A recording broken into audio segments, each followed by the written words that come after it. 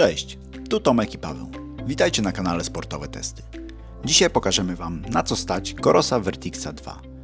To zegarek, który w dniu swojej premiery w kwietniu 2021 roku sporo namieszał na rynku zegarków sportowych.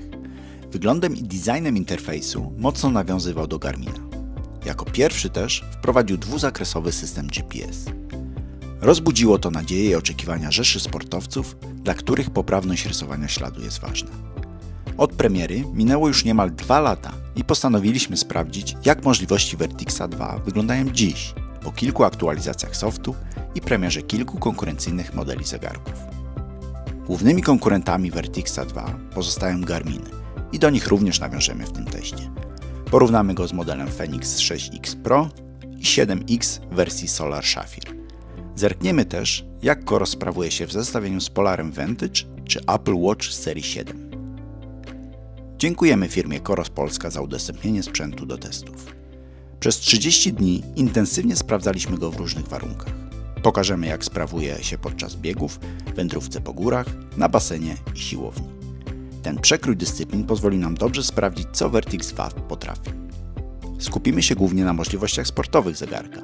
Pokażemy, w czym jest dobry, ale zwrócimy też uwagę na rzeczy, które wymagają jeszcze dopracowania. Zapraszamy!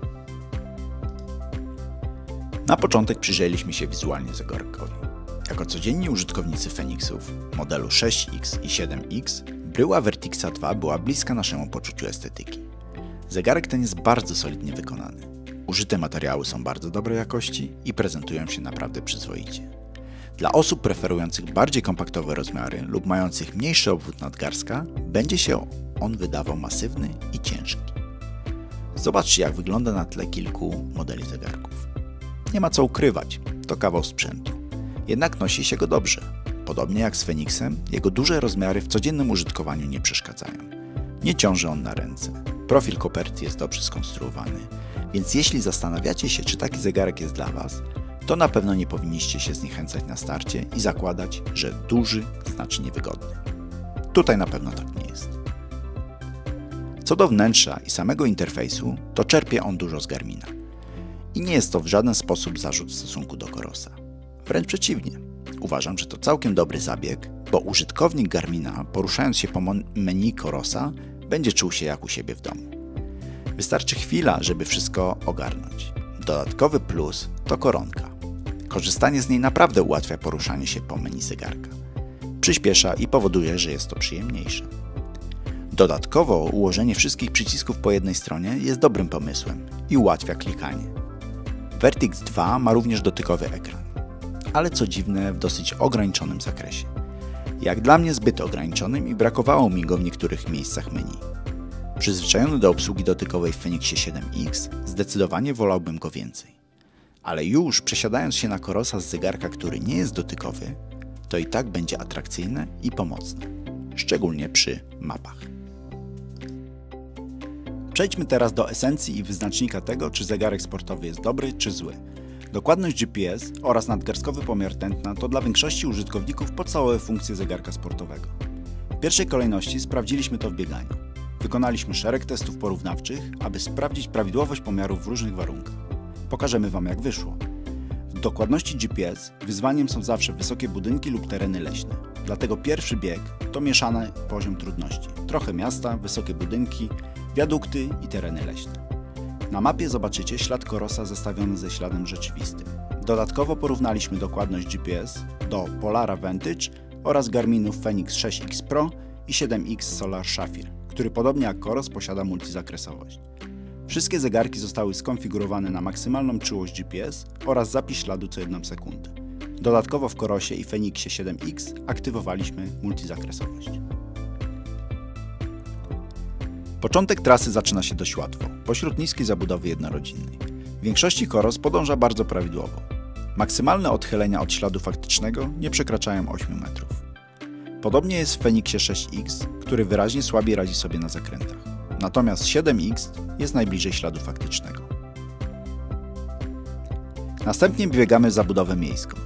Wysokie bloki na warszawskich Bielanach sprawiają wyraźnie więcej trudności czujnikom GPS.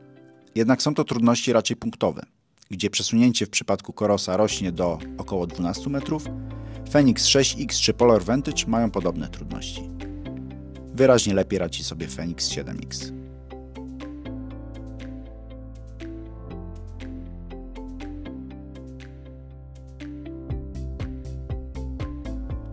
W terenie leśnym, poza 2 zakrętami, wszystkie zegarki sprawują się bardzo dobrze. Trzeba jednak zaznaczyć, że testy wykonywaliśmy w porze jesiennej. Drzewa nie miały już tyle liści, więc i potencjalne blokowanie sygnału było mniejsze. Kolejne wyzwanie dla sygnału GPS to był kilkusetmetrowy bieg poniżej estakady drogowej, gdzie z drugiej strony była rzeka. Coros i Fenix 6X zanotowały 2 problemy z sygnałem, gdzie ślad odjechał o około 15 metrów od faktycznego. Poza tym było nieźle.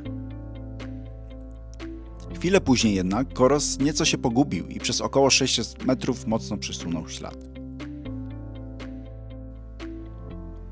Dalej przebiegliśmy pod wiaduktem, gdzie sygnał GPS był mocno zakłócony.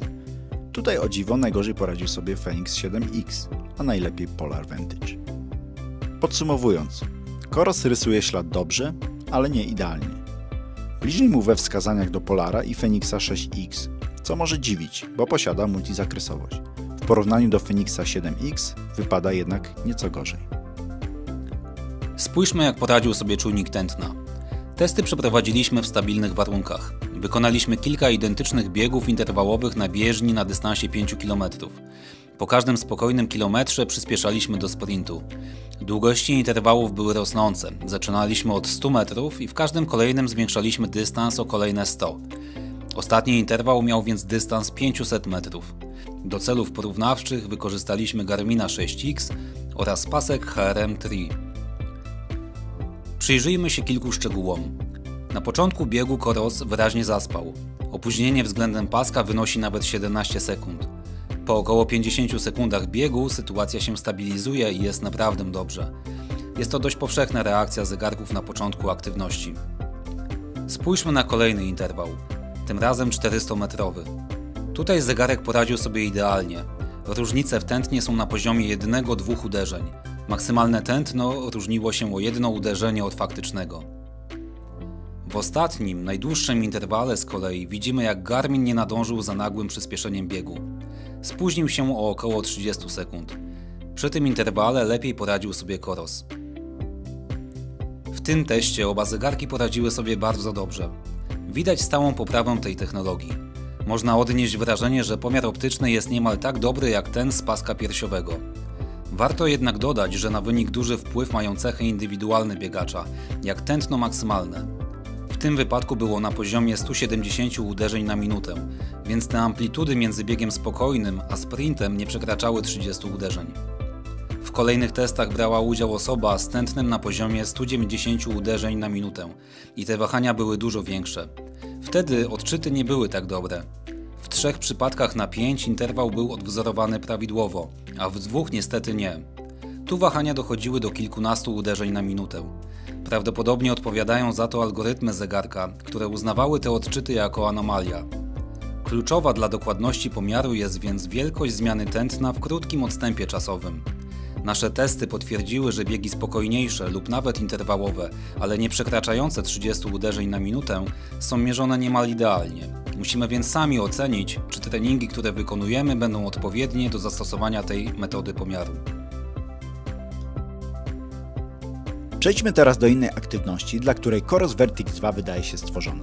Wędrówki górskie. To aktywność trwająca zwykle dłużej niż bieganie, więc czas pracy baterii ma tutaj znaczenie.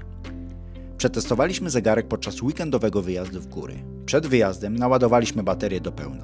Po 2 dniach i 16 godzinach, w trakcie których zanotowaliśmy 10 godzin na GPS z zapisem śladu co sekundę i aktywnym multibandem, w Corosie ubyło 30% baterii.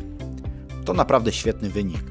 Dla porównania, tak samo potraktowaliśmy Fenixa 7X i tam ubyło 48% baterii, więc Coros Vertix 2 w kwestii czasu pracy na baterii nie ma sobie równych. Na poszczególnych szczytach sprawdziliśmy też dokładność pomiaru wysokości. I zobaczcie te zdjęcia. Pomiary były rewelacyjne. Nie robiliśmy żadnej dodatkowej kalibracji, a wskazania były niemal idealne. Z rzeczy, które można byłoby poprawić, to nie ma ekranu mapy w aktywności, co wydaje się dziwne. Trzeba do niego wchodzić z menu głównego, opuszczając aktywność. Aktywność jest dalej rejestrowana, ale przeskakiwanie z jednego miejsca w drugie jest kłopotliwe i niewygodne. W wędrówkach górskich, szczególnie w okresie jesienno-zimowym, kiedy zegarek był pod kurtką, zdarzało się też, że koronka w zegarku się przekręcała. Na szczęście dobrze jest to pomyślane, że w aktywności koronka służy do zmiany ekranów, więc jej samoczynne obracanie się pod kurtką nie stopowało aktywności. Podsumowując, Coros Vertix 2 to dobry kompan górski. Ryzyko wyczerpania baterii nam nie grozi, mamy mapy, gdybyśmy się zgubili, dystans wyznacza prawidłowo, wysokość mierzy idealnie. Przyjrzyjmy się teraz, jak Coros radzi sobie podczas ćwiczeń na siłowni. Sporo zegarków sportowych na rynku ma profil o takiej nazwie, ale nie oferują one zliczania powtórzeń. Coros jest dopiero drugim zegarkiem, który wprowadził tak zaawansowany tryb siłowy. Ciekawi byliśmy, jak wypadną testy. Zegarek do zliczania powtórzeń i rozpoznawania ćwiczeń wykorzystuje akcelerometr, więc będzie sobie dobrze radził w każdym przypadku, w którym zegarek umieszczony na ręce jest w ruchu, choćby minimalnym. Nie jest w stanie prawidłowo działać w aktywnościach, w których zegarek pozostaje nieruchomy. Są to ćwiczenia, np. wyprosty nóg na maszynach. Popatrzmy, jak sobie radzi w praktyce. Generalnie zegarek liczy powtórzenia precyzyjnie. Na ogół są to różnice 1–2 powtórzeń. Co jakiś czas potrafią zdarzyć się serie mocno odbiegające od rzeczywistości. Nawet na podstawowym ćwiczeniu, jak wyciskanie na ławce płaskiej. Wykonałem 10 powtórzeń, a zegarek zliczył tylko 4. Taki przypadek zdarzył się raz na kilkanaście ćwiczeń. Warto wspomnieć, że zegarek radzi sobie dobrze również z liczeniem przysiadów, uginań przedramion oraz brzuszków. Wydaje się, że liczenie powtórzeń na siłowni to funkcja niepotrzebna, ale po kilku treningach szybko przekonujemy się, że jest to praktyczny gadżet. I nie chodzi tu wyłącznie o liczenie powtórzeń, a przede wszystkim o pomiar długości przerwy pomiędzy seriami. Porównując do analogicznej funkcji Garmina, w Corosie działa on z podobną dokładnością. Podstawową różnicą jest brak możliwości korekty liczby powtórzeń po każdej serii. Garmin taką funkcjonalność ma i w Corosie nam jej brakowało. Zegarek sportowy na basenie może być przydatny do liczenia dystansu i tętna. To podstawowe parametry, które sprawdzaliśmy. Pokażemy przykładowy trening na dystansie 500 metrów. To oczywiście nie jedyny trening, jaki wykonaliśmy, ale wnioski z niego dają obraz o dokładności Corosa w wodzie. Z dystansem nie ma problemu. Generalnie zlicza długości prawidłowo. Myli się tylko w sytuacjach, kiedy na torze jest tłoczno, musimy zwalniać lub zatrzymywać się w trakcie. Ale to nic nietypowego. Każdy zegarek tak ma. Tętno pod wodą to duże wyzwanie dla każdego zegarka. Dopiero od niedawna zapisują tętno i można je mierzyć bez dodatkowego pasa. Ale jak widać na wykresie, nie są to pomiary dokładne. Wskazania odbiegają od tych zanotowanych pasem HRM lub czujnikiem Polar Verity Sense, który był przyczepiony przy okularach i mierzył tętno na skroni. Coros notował odchylenia od faktycznego tętna, ale sporo mniejsze od Fenixa 7X. Jeśli zależy nam na precyzyjnym pomiarze, zegarek nie spełni tych oczekiwań. Musimy pomyśleć o alternatywie, np. pasie piersiowym lub chyba najwygodniejszym obecnie w pływaniu pomiarze na skroni. Na koniec warto wymienić cechy wyróżniające Vertixa 2, które nie są zauważalne na pierwszy rzut oka. Widgety. Wizualnie nawiązują do tych stosowanych przez Garmina. Jest to sprawdzone rozwiązanie, więc nie ma się do czego przyczepić. Zaawansowane tryby sportowe. Obecnie na rynku producenci zegarków prześcigają się w ilości trybów sportowych, które niczym poza nazwą się nie różnią. Dlatego warto wyróżnić Corosa za przygotowanie dopracowanych trybów, jak np. narciarstwo czy snowboard, gdzie zegarek liczy parametry charakterystyczne dla danej dyscypliny, jak liczbę oraz prędkość zjazdów. Aplikacja. Zasługiwałaby na osobną prezentację. Spełnia wszelkie nowoczesne standardy. Jest tam wszystko czytelne, przejrzyste i funkcjonalne. Obok aplikacji Suunto jest obecnie najlepszą platformą na rynku wśród zegarków sportowych. Sekundnik. Nie jest wyświetlany w sposób ciągły. Pojawia się dopiero po podniesieniu nadgarstka. Znika po 30 sekundach, oszczędzając w ten sposób baterię. Zaskakująco często okazywał się przydatny. Jest też kilka elementów, które wymagają dopracowania. Skróty klawiszowe. To bardzo przydatna funkcja, ale w Vertixie ten potencjał nie został w pełni wykorzystany. Nie wszystkie aktywności można w ten sposób podpiąć, np. stoper tak, a timer już nie.